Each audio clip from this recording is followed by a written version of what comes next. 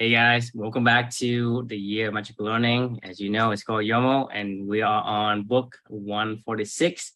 Actually, not book 146, it's actually reflection 146. Reflection. Yeah. This is actually the conclusions of the series, part three of three of the book Will by Will Smith and Mark Manson. And I guess the lesson for today is, don't be like Will. The lesson for the day is be like Gigi. So I'll explain what Because that means. there's somebody else better than Will. Yeah, there is. I mean, for sure. So just a quick recap. This is a book about Will Smith's life. It's a memoir of his life. It's a book that my wife and I read together. If you've missed the first two reflections on Will, To go back and watch yeah, you can learn about episode 145 and 144. It's in the series. Exactly. So, this book's about Will Smith's life. It's his memoir from his childhood to today and kind of his own journey of discovering himself and learning new things. There's a lot of good lessons in it. It's a good book. Check it out. Really enjoyed it. Obviously, I wrote 3 reflections on it, so I enjoyed it. Reflection 1 was about method acting, which was about becoming the person you want to become, basically. Well, reflection 2 is about, finding your Jazzy Jeff in life to partner up with, to build a meaningful relationship around the stuff that you guys both care about and really kind of, make life explosive when you can connect and partner up with somebody that really cares as much as you do about things you care about. And then the third one is to live like Gigi. Gigi is Will Smith's grandmother. That's what he calls his grandma, is Gigi. Mm-hmm. And in my opinion, she's like the real star of this whole entire book and the star of Will's life. She reminds me of my own grandma, who I call Granny. And I was just joking. I was like, what is it about grandmas? I don't know. Do you have a close relationship with your grandma? Is she somebody that you like? No, I don't. Yeah. Okay. My maternal mother-in-law, she passed away even before I was born. So I never got to, most of my grandparents, I only know my paternal grandmother, but she lives far away. So, we don't. So no, not one. Yes. Well, I'm sorry to hear that, but so I can't find my Gigi. Yeah, you may not. I'm sure you'll empathize with what I'm saying, though. Whether or not it's your grandma, just an old person in your life that just seems like they have so much wisdom. It's like they're these crazy mythical creatures that are incredible guides and shepherds of their flocks. They're somehow equal parts spiritual guru, motivational speaker, teacher, philosopher, best listener, role model, comforter, disciplinarian, always know exactly what to say at the right times when you need them. I mean, that's like my grandma in a nutshell. That's how Gigi was too. Like, she was just one of those people that you just meet and you're just like, man, like, you're just an incredible human being. You can just feel their aura around them of like, you're just a great person, and somebody that you want to look up to as a role model. And I was joking in this reflection. I said, I don't normally usually read these. I just kind of usually shoot from the hip about generalities of what the reflections were. But I thought this is a pretty clever line. One of Will Smith's most famous rap songs was a song called Parents Just Don't Understand.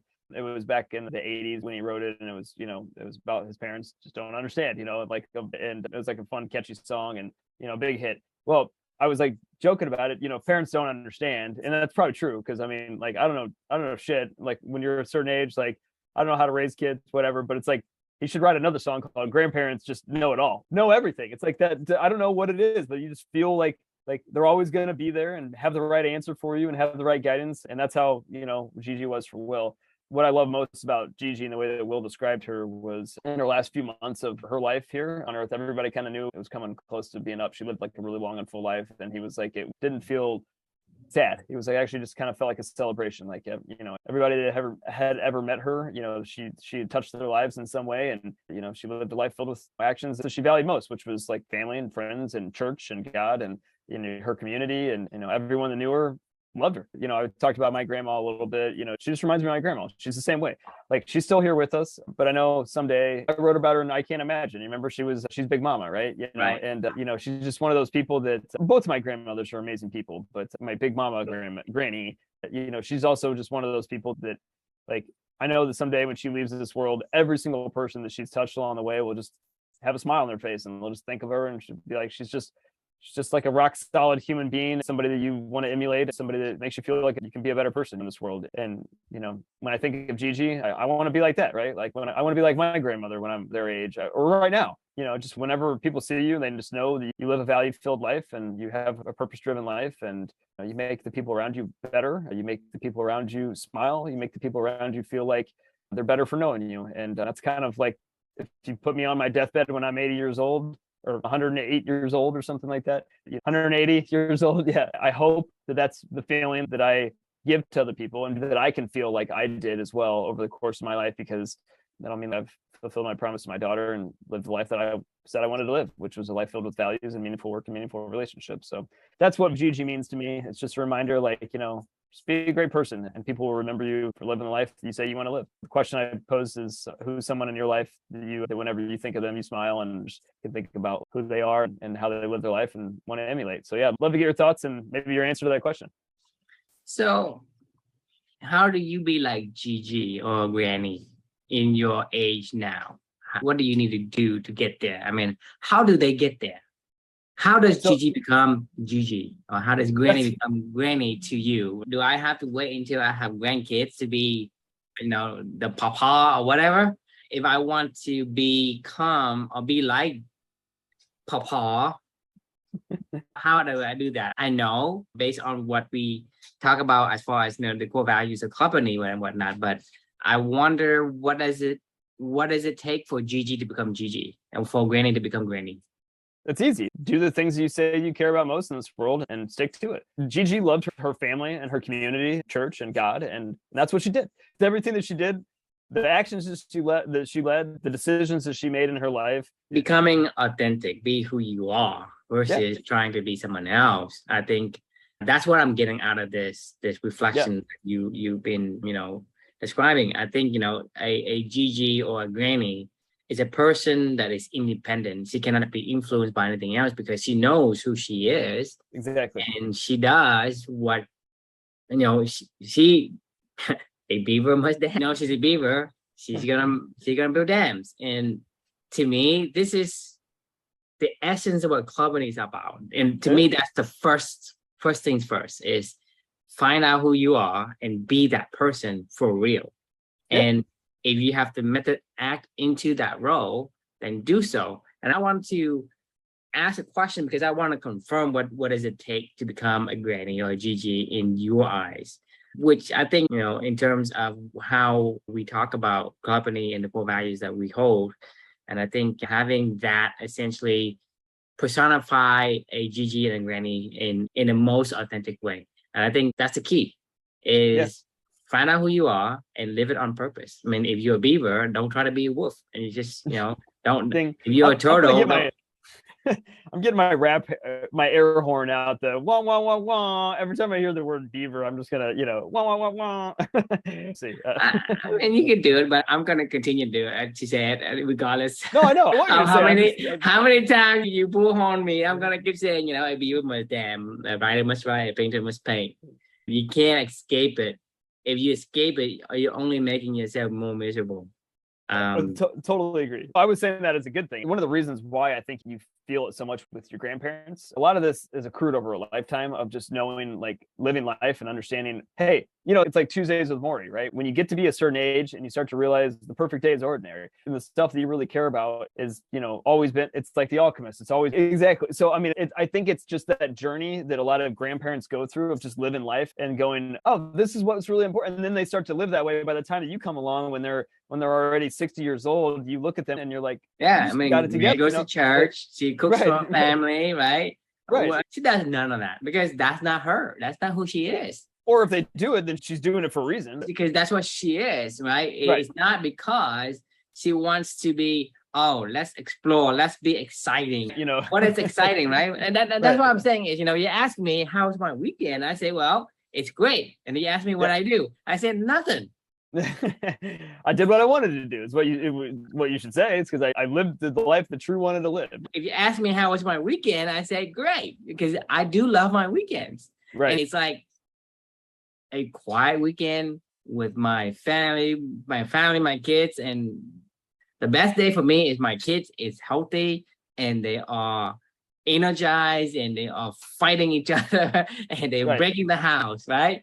If my kids are not, then I'm worried. I have 4 kids, and I know, like, it's very hard. It's very heartbroken when your kids don't do anything. They all they do is lay around and tire, right? That is a bad weekend. A great weekend is when nothing happens. Like Tuesday with Maury, nothing happens, right? The Mexican fisherman, I don't need a big fishing boat to get more fish than I need. I just need to catch a few fish for an hour or two, come back and trade in and take a siesta during the day, and then in the afternoon go having a cup of coffee with the people I just do my round, like walk down the street and talk to the bookshop owner and go and talk to the coffee shop owners or the friends sitting down for coffee. And I do that over and over again. I think to me, a lot of people say that's a boring day. And I've been told that before. My life is boring.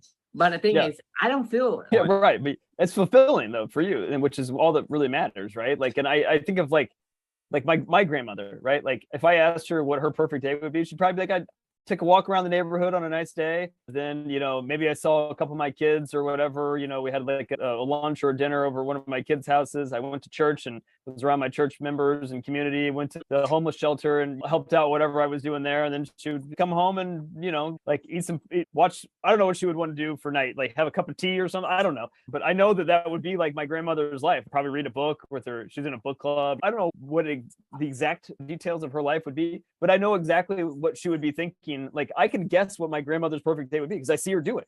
Like every time that I see her, like this is what she did. She took a walk around the neighborhood. She went to church. She did the same stuff all the time that she cared about. Like that's what living like Gigi is. That's what doing like what we talk about doing. Like, hey, if you talk to Chris and True, like what'd you do? Well, Chris and True talked tonight and we talked about some stuff that we learned and shared it with other people and helped other people to do meaningful work. It's the kind of work that resonates with you that makes it exciting, because you can ask anyone. They have this party life. I mean, I think one of your friends was a party guy, parties every night, go do sales, do that. But what happened? He get tired of it. You think it's okay. It's so much fun. Every night, I go out in the club and I go to some kind of dance club and just jump up and down with a bunch of people and then go home and crash and do it again. And to a lot of people, that seems like the life to be. But that friend of yours who did that, right? Eventually, that wasn't what he wanted. Right. You remember? Yeah, it's the compound effect. It leads you down to other roads where you don't want to go. Maybe it was fulfilling. When you think about it, even what you do today and not go down the other road, the dark road or whatever, even for that is for him to go and do the thing he does in his younger days, right? I don't think he still would want it because he has seen it. And the thing is, it's one of those things where when you growing up, you were told that this is the life you want. You were told this is the life you should be living. You were told this is how you should behave. This is what you should do, blah, blah, and all that. We're being told what it is that we need to do. We never were asked, what is that we want to do. And that's the thing is we go up and say, and it's like people say, you got to go out on a Thursday night, Friday night, Saturday night. Well, that's go out doing what? What do you do when you go out? You think about it. All you do is jump up and down in some jam-packed club, who knows what, in some kind of music and disco. Even if you go to Las Vegas, what do you do? Drink a lot, You drink a lot. You spend a lot of money, right? What is the excitement? Explain to me. What is the excitement that you say? Well, this is more exciting than stay at home and do something that is. It's because you're around other people and it's a way for you to. So like this is something I always struggled with, like a work environment. I think it's a depriving of your relationship, and you want to hang out with the people. Yes, right. Exactly. And so you want to go to clubbing because your friends want to go clubbing. So they go because of you, and you go because of them. You think about it. Yeah. Neither one of you wants to go. Because it's expensive. It's so expensive, and it's take a toll on you. You get a hangover, and it's like the next morning when you go to work, you're like suffering. And to me, you are yearning for that connection, the relationship with some other jazzy Jeff. You're trying to find your jazzy Jeff, but in the wrong place, right? If you have somebody, you can say, hey, what do you guys do? Well, I'm not doing anything. I'm just talking. Because you enjoy the company. This is to me, it's like if somebody was sitting down and having a cup of coffee and just chatting the day away, and to me, that's exciting. That is exciting because that's what you want versus because the thing is it's about that meaningful relationship that we're talking about. Meaningful relationship before meaningful work. Without a meaningful relationship, there isn't anything else. And I think that's why a lot of people hang out with the wrong crowd, just because just like one of a couple of members, she has a hard time trying to be authentic because she were conditions to say, well, I gotta be well liked because this is who I was raised to be. Right. I gotta be very amicable in terms of dealing with people. I shouldn't offend people, and so she bends her personality to the expectations, and that creates a toll on her mental health because she's pretending to be someone else. And second is that the people who are attracted to that kind of behavior is the wrong kind of people. She doesn't want that kind of person, because if she were authentic in the first place, the people that didn't like that personality will get repelled, and the people who are like her real personality will come to her, and they will have both. Just like I said, you go to the club because of your friends, and your friend go to the club because of you. Because because the thing is, it kind of builds up on each other. If you have the wrong, I guess, values, and then you attract people who has the wrong values. And it's a compound effect. It's a compound effect of shit, you're right. It's like a magnet. Like Gigi and my grandmother and who I aspire to be, and probably who you aspire to be, are people that attract other people when they just know where they're going and they know what they want to do, and they're going to go do that. Like my grandmother, I cannot overstate this. Like, she gives no fucks what anybody gives a shit about what she does. If you're not going to do what she's going to do, she'll just be like, fuck it, I don't care. She's raised 8 kids, or 7 kids. And then she has a stepdaughter as well, because my grandfather died when I was 3 and she got remarried. So she has 8 kids, but we'll call it 7 and a stepdaughter. So she didn't raise that other daughter. She has 7 kids that she raised from childhood, and she just doesn't give a shit. Like, literally, she's going to do what she's going to do. And we all know that. That's what I'm talking about. There's this magnetic force field. Like, I could tell the way that Will would write about her. Whenever he had a problem and he went to Gigi, what she was going to say. She was like, he just knew, he already knew the answer because he knew who she was and what she did every single day. And like that's a magnetic draw for other people when they just know, like, this person is secure in who they are. It's like that book Attached. Remember when we talked about, attachment versus are you secure or insecure? What are the other two? You're either secure. God, what are the other two with attached? Let's look it up. The other two that are bad, versus the secure of attached. Like, when you're around somebody that's secure, like you feel that security that yourself, because you can just sense it in them that they know who they are. Like you said, like, they know who they are and they live that life on purpose. And that's the kind of person that puts a smile on somebody's face when they go, look, am I the best person in the world? Far from it. Like, there's a million things that I do almost every single day that's just ridiculous. Like that my wife's a saint for putting up with me, but she also knows what she's going to expect out of me every single day. Like, I don't really deviate from it very much at all. And maybe sometimes to her chagrin, because some of the stuff that I do is probably infuriating to her, but at the same time, she knows what she's going to get. Anybody that's ever my best friends, like you talked about, like the people that are your closest friends in the world that you grew up with and stuff like that, those friendships aren't founded off of going out and clubbing or doing a specific activity or something like that. They're founded in deep conversations and relationships and things that we accrued over time. You have to be you in front of them, right? Oh, for sure. If you're not you in front of them, that relationship would not last. And there's no meaningful relationship. You just think about it. You're 100% spot on. If you ask any of those 5 of my best friends that I grew up with and I'm still close friends with today, is there characteristics about me that they hate? Oh, I'm sure. Without a doubt, they will go on a tirade about how much I like to argue about everything, how much I'll always try to be right, and I'll never give up on stuff. But at the same time, that's why they love me too. And I know that because they know what they're going to get with me every single day, all day long. And I know what I'm going to get with them. And that's why I'm friends with them. There's been many people in my life. Same thing with you. There's been many people that I've met in my life where I'm like you said, that person's, I don't know what I'm going to get with them. And I don't want to be around them. You give them a chance. And like, I always start with belief, right? Of every relationship, and give them a chance and see how they behave. I don't want anything to do with somebody that can't be like Gigi. You know what I mean? I don't want anything to do with somebody that can't be like you. I know what I'm going to get out of True every single day. Like, when I ask you, how's your day? I know I'm going to get the answer. It was good. Like, I did what I wanted to do, and that's fine. Like, that's exactly what my grandmother would say. So if you were asking me at the beginning of this, is how do you be like Gigi? Well, you're already on your way. And that's the point of it, right? It's a lifetime of saying yes to the stuff that you want to do in your life and knowing what purpose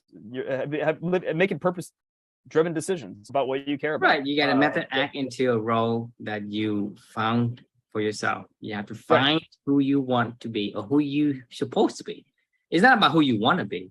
And I think what you're supposed to be and what you want to be, it's pretty much the same if you find the real you. Because like I say, if you're a beaver, you don't want to be anything else. What did you say a second? If you're a beaver, Wait, You get it, can you Dan? hear it? Yeah. All right, I can hear you. All right, sorry to Okay. interrupt. Yeah. Yeah, it's your genetic makeup. It makes you affinity for whatever it is. Even if I love tennis, I'm not built for tennis. I'm not gonna be good at it. Eventually, want something. I don't have the talent or the physical abilities and characteristic for. It just doesn't work that way. If I'm a beaver, right? I cannot be a rabbit. I just can't. I can't be a wolf. I just can't. Prepare to try. End of the day, you want to be and you attempt to become a wolf or whatever other animals that you're not. You're gonna suck at it, and eventually you don't want it. Right. So Yeah. you're supposed to be a beaver. You really want to be a beaver because you're so good at being that. It's just that's what you want. So the problem I see is that growing up, we were conditioned by society and everybody else. Even the biggest thing is, your parents and your grandparents and everybody around you is part of society. So they mean well, and they try to teach you what they think is good for you. But sometimes, it's not because they're not you. And so they cannot say, you this is what you're supposed to be. This is how you're supposed to act or how to behave or how to talk or whatever. Everybody says the same thing, but everybody can't be the same person. They have to be themselves. To me, that's the blanket that hides who you are. But if you were to ask yourself who I am and figure out for yourself, you can take off the blanket and basically see yourself for who you are. And once you do that, then you can be Gigi. You can be Gigi at any age. Go through your whole life never being, achieving Gigi level status, but you could also, like you said, you could be Gigi anytime. Like, I mean, and unfortunately, I see a lot of people who never level up to Gigi. No, I mean, I would say the most people. I would argue that a lot of grandparents are like Gigi only because they've gotten to the point in time where they're so aged so much where they're like, I don't want to do this shit anymore of like what I used to. I'm tired of this. Like I should have been doing this my whole life. Think about Gigi or your granny, right? Her life is probably not ordinary. And the reason why she become Gigi is because of the obstacles she has gone through. If you would never had an atomic bomb or had any kind of obstacle, you would not be able to level up to a Gigi just because you work all your life and everything was smooth sailing and suddenly you retire, then you find out, hey, I don't know what to do. I don't know who I am anymore because I don't work as this salesperson at this company anymore. I work for this company for 50 years, right?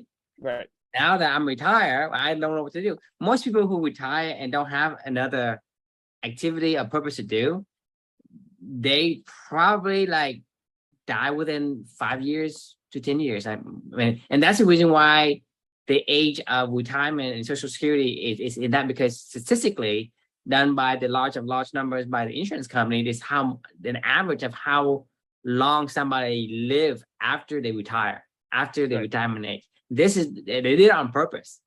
Yeah. The retirement age was set on purpose because they knew that the people were going to die, and a lot of people do. And that's why it's confirmed to me the sad facts that most people don't know themselves. Because if you don't have a purpose, how the hell are you going to live till 80 years old? You can't. It's your ikigai, right? Like, I mean, we talked about that one, a while back, with like why people in Japan and certain areas of Japan live so long, right? It's because it's a purpose-driven life, because you're right. You make such a really good point about I never want to look at the thing that we went through, in my life with Amelia and the atomic bomb as a blessing or something, because that's never right. Because I'm saying that forces you to reevaluate your life. But I'm saying you don't have to go through that. We talked about this. Go through an atomic bomb to benefit from the lessons. I was going to say, you make such a good point, because one of the things that I've learned about my grandmother, because I've tried to dig into some of this stuff with her as I've been on this own journey myself, and I talk about it in the book, right? That was one of the reasons why the whole, fix your basement, conversation and everything, right? My grandmother, her brother and his wife passed away with 4 young children under the age of 6. So my aunt Christy, my aunt Joanna, my aunt Sandy, and my uncle Jeff are actually my grandmother's first or her nephews and nieces. So she has 7 kids. She has 3 of her own: my mother, my aunt Lisa, and my uncle Danny. My grandmother's kids were, I think my mom was 17 when this whole accident happened. My Aunt Lisa was in her teens and my Uncle Danny was probably 13. I don't know exact ages of when this all happened. She had kids that were pretty far down the road in terms of like, grown. And her brother died along with her sister-in-law and 4 young children. And her and my grandfather decided to adopt them because they saw that was her purpose, right? And that was what she talked about. Not only that, then my grandfather dies a handful of years later from cancer. She went through that and then was raising 4 young children along with having her other older children out of the house now by herself. And then she got remarried, and her husband, his name was Don. They were married for like 5 years before he was also a widower. But before he was diagnosed with Alzheimer's. And then for the next decade of their marriage, she was taking care of him as he slowly died and, succumbed to Alzheimer's. And she's been basically taking care of a dying husband for a big chunk of her life / all the other stuff that she did with raising these young kids and losing her. I mean, talk about trial through fire, right? My grandmother's gone through some shit. She knows what's important in life, and that exudes in the actions that she does every single day because she's like, I don't want to mess around with this shit anymore. And she learned that very early on. And she's told me that, right? That's where a lot of this stuff comes from. And I don't know what Gigi's life was like because we didn't really get into that. But to your whole point around this whole conversation, I would be remiss to never talk about the whole slap at the Oscars with Will Smith. After I finished this book and having this conversation about being like Gigi and all the other stuff that we've talked about, that's the biggest thing that Will has been missing his entire life. He's incredibly disciplined and focused when he sets his goal out for something, but it's always been for somebody else. It's always been that way. And this whole entire book was a journey for him to try to figure out, what do I want? And you could tell the whole Oscar slap came from him of a lifetime of repressing what he wanted to do to please other people. And he's been in this inner conflict turmoil for the past couple of years of his life. And that was where a lot of this book and content of the book comes from, of him wanting to probably be more like Gigi. And he was kind of confused about, how do I do that? Because it's never been something he's ever done before. And my personal thought, I'm not a psychologist or something like that, or a psychiatrist, but I feel like that was where that whole conflict came, because he wants to be a protector of his family. He wants to do stuff that he talks about in the book a lot. And when he felt like his family was attacked and there's things that had happened in his childhood that he didn't ever defend, long story short, he's been spending a lifetime trying to. The thing is, it's about, you have to have obstacles. And the thing is, my point is this, because when you have obstacles, you have no other choice but to say to yourself, is this what my life's supposed to be? Yeah, that question that you ask yourself, that's the pivotal point. The obstacle that you face, the bigger the obstacle, the more you are forced to ask that question. But it isn't a requirement. The requirement is the question you ask. Is this my life supposed to be? Yeah, you can ask that. Is this who I am, right? And so the thing is, you can be like Gigi without having an atomic bomb like you did. Because I can probably bet you, because you had such a good life, without Amelia being in your life, you would not have pivoted. You will be the same Chris as before.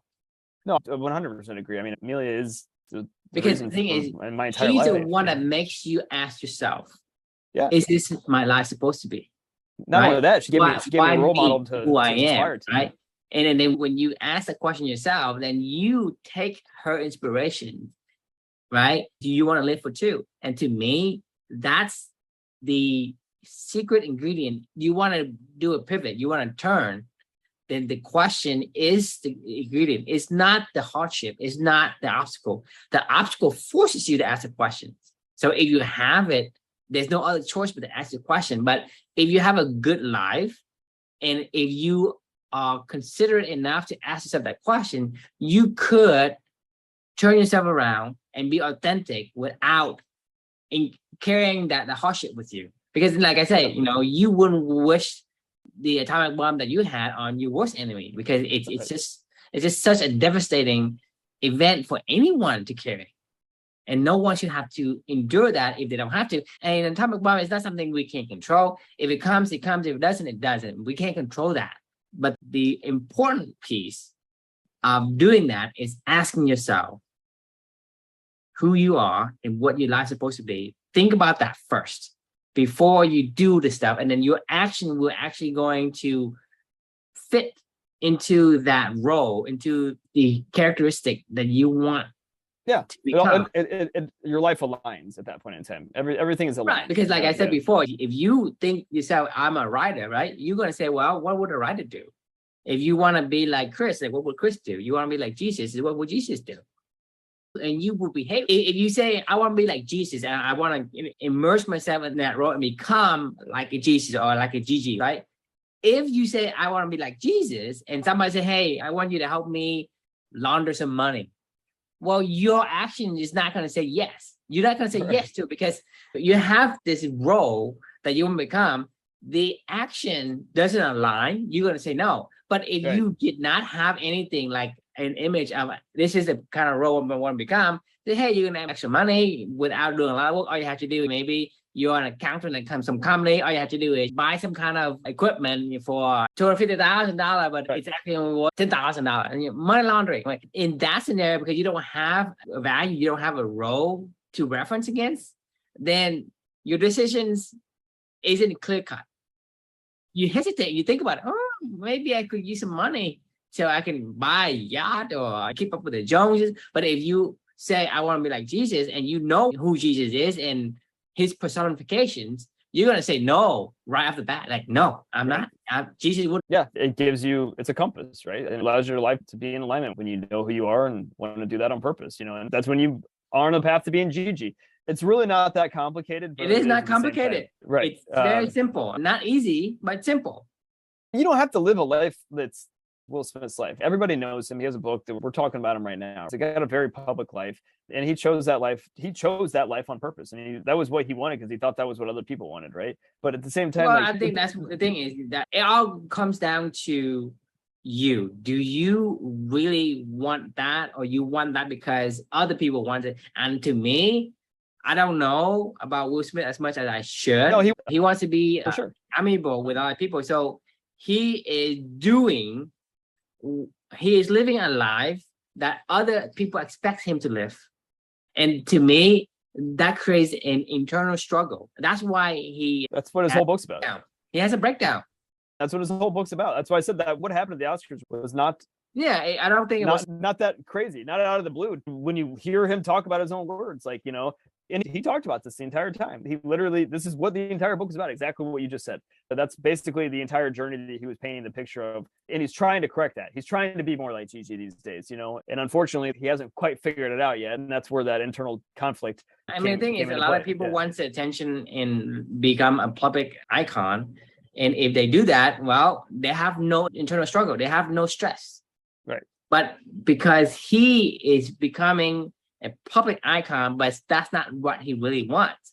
Therefore, that there's internal conflict that creates that stress inside of his mind, and that mind is becoming a pressure, it becomes a crucible, and eventually it's going to explode and essentially have a nervous breakdown and just slap somebody. Because to me, it's like he's on the cusp of exploding, and that just a slight one single grain. For sure. I mean, whatever Chris Rock said wasn't that much of an offense. Just because one, it's like I don't think he intentionally to say it, and even it does, but that's entertainment. That's what you sign up for. So it doesn't matter if it is a joke or isn't a joke, or if it's true or it's not true. It doesn't matter. That's part of the public life that you have, and you accept it for your whole entire career. So that isn't something that should push you over the edge, but because there is so much weight on the shoulder already, a single grain of rice tipped the scale. To me, whatever Chris Rock did was very insignificant by itself, but because there's so much of a pile of other stuff on that scale balance already, the single grain of rice just tipped it. Yeah, no, I couldn't agree more. It was really, I can't tell you how disheartening it was for me to see that, not because of the action or something like that, because I just spent this time with him and his book, and I was like, oh man, I was rooting for him to be like Gigi and to figure out what he really cares about. I think he's good. He's very good at what he does. I respect him for that. I respect Andre Agassi as well, but he doesn't want to play tennis for the sake of playing tennis. And I think Will Smith is a great actor, but I don't think he wants to be this public icon. To me, the key is to have the ability to be yourself at all times. If you can't, then you're always going to have that little traumatic Yeah. death. You're one stupid joke away from Yeah. from breaking down. You know what I mean? Like Yeah. you're like you told my grandmother or Gigi, you know, like some stupid thing, they'd be like, I don't care. Okay. I mean, if you came on here and you said, Chris, you and True are the dumbest people ever. Like you guys don't know anything. I'd be like, you know what? I agree. Like every word that we say, Yeah, I don't know shit. I don't care. Like, but are we doing stuff that we care about? And do I have any concerns about But the that's the words thing. If that come out of my mouth? you tell me No. I'm stupid, like I laugh, and yeah, that's probably true, right? It's not probably true. And It is true. I mean, I'm having fun even when you're trying to insult me. So how can you insult a person who does that? You can't. You Like think that's about it. I'm laughing not because I'm pretending to laugh. I'm laughing because it's really funny for me. right. You know what I mean? And so the thing is, if I laugh because I pretend to laugh or because I want to deflect whatever insult you have by doing something else to you, even if I can deflect it, it still hurts. But because I'm genuinely don't care, it doesn't hurt. You can call me 1,000 times stupid, and I won't faze me at all. 100%. My grandmother, if you told her that God didn't exist, she'd be like, I don't give a shit. Yeah. Like, I mean, you can say whatever you wanted to say, but that doesn't change the way that I feel. Like, you can tell her that Jesus doesn't exist, and she would be like, well, see, you're fool, so fine. I'm an idiot. Like, call me an idiot, but I'm gonna do this. Like, this is what I'm gonna do, and this is what I'm gonna do every single day. And I don't care. Like, what you said is irrelevant to me. You know, like that's exactly what we're talking about. Is Gigi was really big into her faith, right? You could call faith purpose, right? Like, because it's really just believing in something. And like when you have to believe in something, I believe in living for two. I believe in my daughter, and I believe in the life that she lived, and me wanting to try to do the stuff that we're doing every single day and the purpose that I'm trying. I believe in that, like to my core. We talked about this with that stupid book From Theory to Bach. You remember after I was reading that, I was like, man, fuck, I built all this, you know, these mental walls around this whole entire thing in my head, and it was messing me up a little bit for a tiny second. And then I was like, you know what? Fuck this guy. I don't care. This is what I want to do with my life. And that's what I'm going to do. You could tell me that I'm the biggest idiot in the world. You could tell me that I'm imagining all of it. And I would say, you're probably right. And that's fine. But it doesn't change the fact that I'm going to do what I'm going to do because that's how I want to live my life. That's the power of purpose, really. I mean, I think that's what confidence means. I mean, when you have something that it doesn't affect you in the least, you have confidence. Regardless whether you're right or not. I think that's what confidence is. You have to be confident. Right? Confident isn't something that you learn, right? Confident is something you have as a result of knowing who you are, having the ability to be yourself. Right. When you're yourself, like when you yourself with your best friend or with your wife or whoever it is, like nothing you say will get them mad. And that's confident. You can say whatever you want. And to me, that's the good way to live. It's just because you don't have to watch what you say. You don't have to watch what you eat, how you behave. If you do that, you're constantly putting some kind of weight on your shoulder to carry around. And that's tiring. Yeah, it sucks. I mean, it's really tiresome. Like it's like being a corporate like climbing the corporate ladder and, you know, doing all the political hoops and stuff. The reason why I love this new job is because I literally said to my boss, to my now boss, when they were recruiting me to go do this job, I was like, this is exactly who I am and what I want to do in this role. If you're not cool with that, then don't hire me. You're the one that's talking to me right now. But if you want that, then let's do this. And he was like, yes, I want that. And like, you can do what you want to. And I'm like, great.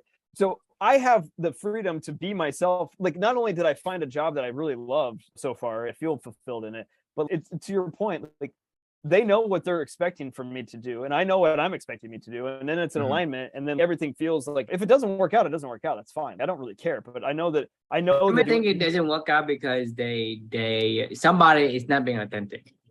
That's bottom line, true, right? Yeah. No, bottom line, because right. Because the thing is, you say this is what I want to do, and you do what you said you would do, right? Right. Then if they say, well, that's what I want Chris to do, well, then everything's aligned.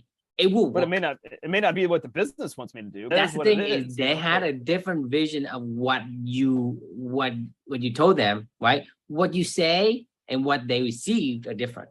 And I think that could be the reason why. But if they have the same authenticness, I mean, okay, I see Chris as Chris and I know exactly what he's trying to do, there shouldn't be a problem. It will work. Agree. Because to me, anyone who has an itch will scratch that itch until it stops itching. I don't know whoever can say, well, it's an itch and, I'm not going to scratch it.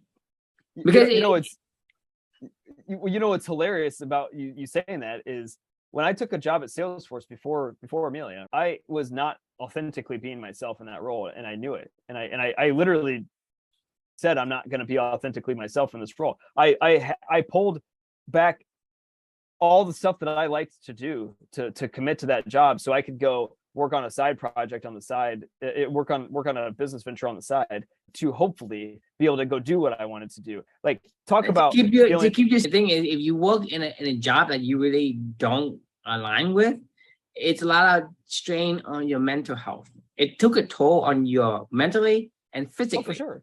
It was horrible. I was running myself into the ground. I was working. The reason I was bringing up that example is, like, I inauthentically went into that role, and I told them what they wanted to hear, and I tried to do what they wanted me to do. Yeah. But at the same time, I always knew, like, this isn't what I want to do. And I was trying to do what I wanted to do on the other side. It was more of like a means to an end kind of thing in my head, like, but I lied. I mean, to be fair, like, I lied. Like, I did not tell them the truth when I went into that role as to why I was coming to this company and what I wanted to achieve there. Point blank period. And I've never done that before in my career. Any of the other two previous stops that I had in my career, I authentically went into there. Well, the first one, I didn't even know what I wanted to do or not. So, like, I mean, I found my. But at least you make a lot of money. I mean, you make a whole shit of money, but you're exhausted and you're really, like, mentally drained when I talk to you. I mean, like you say, Salesforce, to get into Salesforce is harder to get into Salesforce than to get into Harvard. But you got into Salesforce, but you're not liking it. And you make a lot of money and you're not liking it.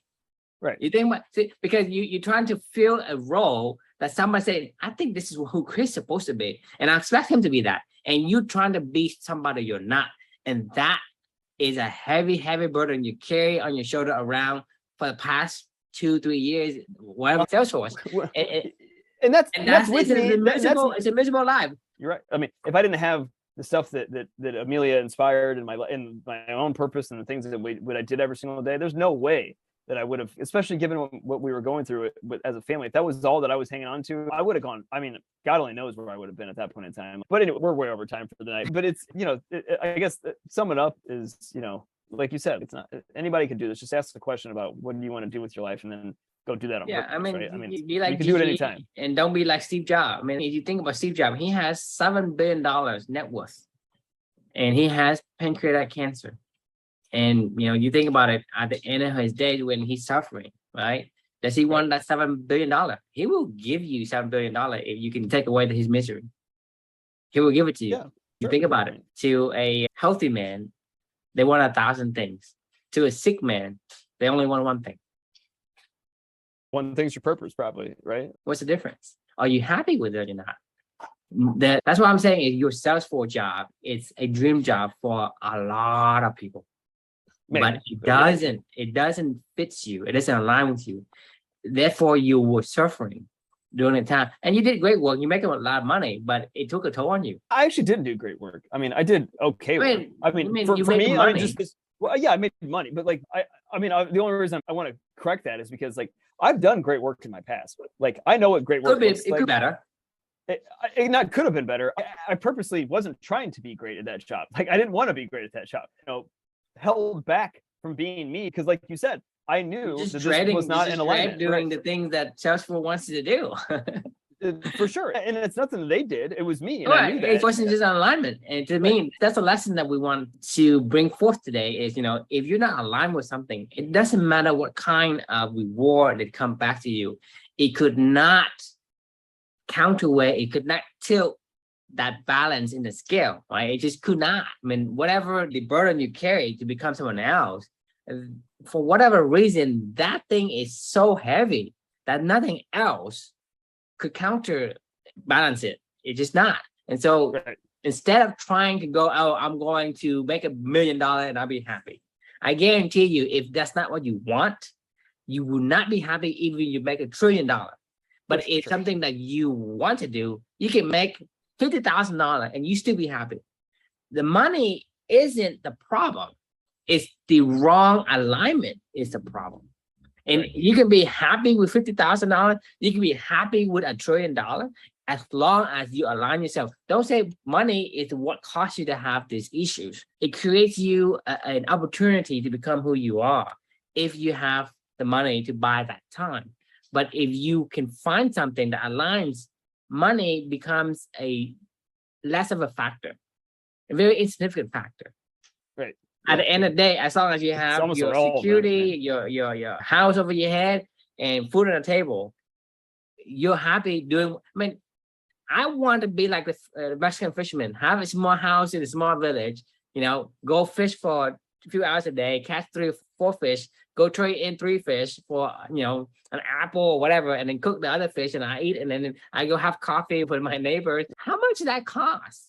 I don't need $100,000 for it. I don't need $1 million for it. I don't need $1 billion for it. I don't need $1 trillion for it. Even if I have $1 billion, I don't know what to do with it. Right. Yeah, no, I mean, who the hell knows what to do with $1 billion? Like, that would actually be a burden to figure out what to do with $1 billion. I couldn't agree with you more. You said something about it's light, like, it's either heavy or light. Like, I feel like when I look at like my grandmother and when I think about Gigi, like they just kind of like float through life, and not like in a bad way. Like they're just doing what they want to do. It's like the burden you carry, it's so heavy. And I don't know how to describe that feeling, but that feeling, it's like it's giving you so much pressure, and it's like weighing you down. It's like marshmallow shoes or something, right? Imagine having, carry, some kind of giant ball on your shoulder, and you carrying and lugging around your entire life. That's a long time. I mean, think about it. It's heavy as shit. Not only that it's heavy because not only because it's heavy, it's by itself in the instant of the moment, but it's heavy because you carrying that for a long, long time. So imagine you carrying a cup of a cup, right? Yeah. I can hold a cup for like, it's pretty light. But imagine me carrying a cup for a day, 2 days, 2 weeks, 3 weeks, 1 month. How heavy do you think this cup becomes? Really heavy. It becomes a lot heavy because it's tiring. And that's what I'm saying is people are doing this their whole entire life. That means that they are not who they are the moment they were born. Or not the moment they were born, but the moment they were told to shut up when you keep asking why. The kids, I think they start out and they live like themselves. And they be who they are until the parents say, "Hey, you couldn't do that anymore," or the teacher say, "Hey, you can't do that anymore." Right. You go and say you have to sit. Society sucks. Once you become a good student, your misery starts. Yeah, no, you're right. Actually, that's really because when you become a good student, you are doing exactly what they expect you to do, and that is to start when you're carrying, the ball and chain or whatever it is. It becomes so heavy. So being good is actually bad for you. I think we could talk about that for another hour because I totally agree with you. But I'm going to go ahead and put a pin in this one because it was a great discussion, obviously, as always. But I'm tired. I'm going to bed. So no, I think you make a great point. I think we should circle back to that because I totally agree because I think that was a really good insight. But yeah, so summing it up for the day, the question we can leave with y'all is who's someone in your life that whenever you think of them makes you smile and you walk through life effortless, and somebody could be like Gigi or my grandmother or somebody else you just knows what they want to do and they do it on purpose, right? So thanks for joining, and we'll see you tomorrow. I don't know what we're talking about tomorrow, but we'll figure it out when we get here. We'll tell you tomorrow. Yeah. All right. Good night.